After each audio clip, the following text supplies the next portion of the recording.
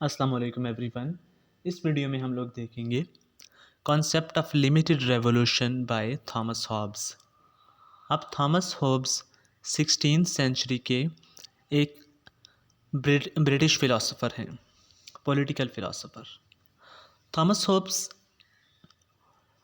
पहले ऐसे फ़िलासफ़र थे जिन्होंने कॉन्सेप्ट दिया था सोशल कॉन्ट्रैक्ट का। इससे पहले जो कॉन्सेप्ट मौजूद था वो था king's divine right to rule, यानी कि खुदा ताला ने किंग को ये इख्तियार दिया है कि वो लोगों के ऊपर रूल करे।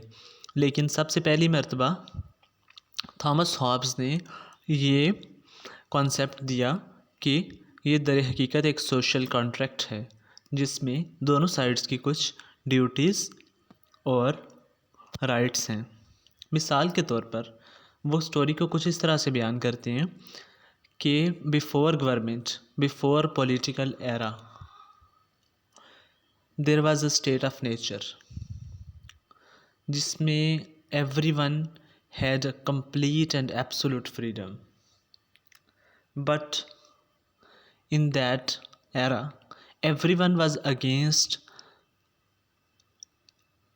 every other person, and there was a war-like situation, kind of a civil war, in which everyone was fighting against every other person. कोई भी रूल्स एंड रेगुलेशंस नहीं थे और इंतहाई शॉर्ट ब्रिटिश किस्म की लाइफ थी।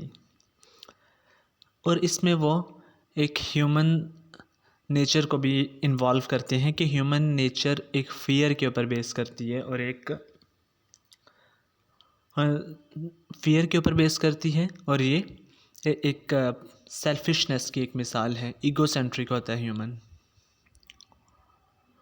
तो उस एरा में लेकिन इस लॉलेसनेस की वजह से ह्यूमन लाइफ और ह्यूमन सोसाइटी बहुत ज़्यादा डिस्टर्ब्ड एंड डिस्ट्रॉयड होती है।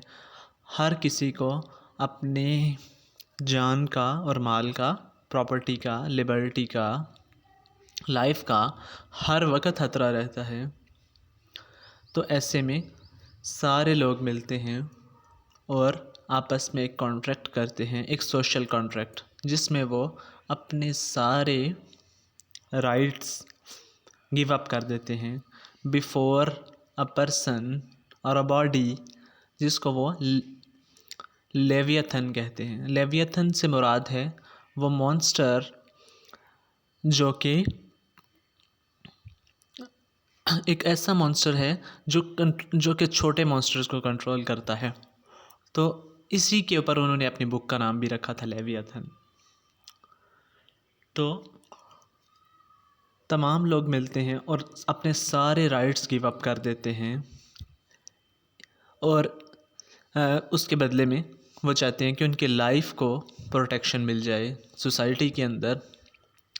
ऐसा करने पर एक गवर्नमेंट फार्म होती है जिसमें जो किंग है, जो जो मॉन्स्टर है, जो द अबव ऑल अथॉरिटी है, उसके पास राइट है कि वो किसी की प्रॉपर्टी ले सकता है, किसी के फ्रीडम को कर्टेल कर सकता है, लेकिन वो शख्स या वो बॉडी किसी की लाइफ नहीं ले सकती।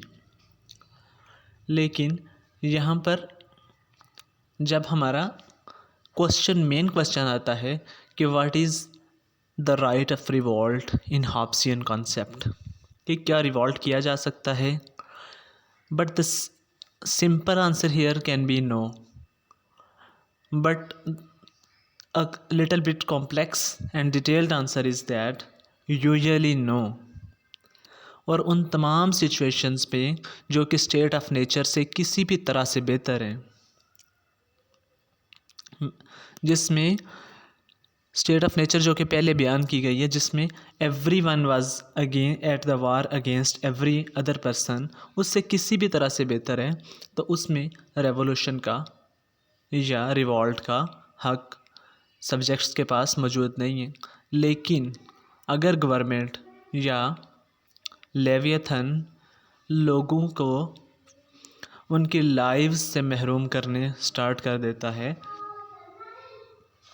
और एक केओस की situation, kind of a state of nature create हो जाती है, पीस की सिचुएशन ब्रेक हो जाती है, तो ऐसे में जो सब्जेक्ट्स हैं सिर्फ उसी सूरत में उनके पास राइट ऑफ रिवोल्ट मौजूद है।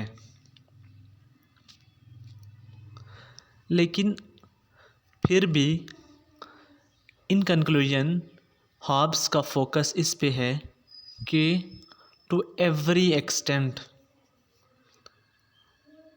द रिवोल्ट और revolution must be avoided unless कि स्टेट ऑफ नेचर की सिचुएशन दोबारा से क्रिएट हो गई है और तमाम लोगों की जान व माल इंतहाई खतरे में है, या every one's life is started being taken by that person, by that governmental body, only in that particular situation उनके पास राइट ऑफ रिवोल्ट मौजूद है।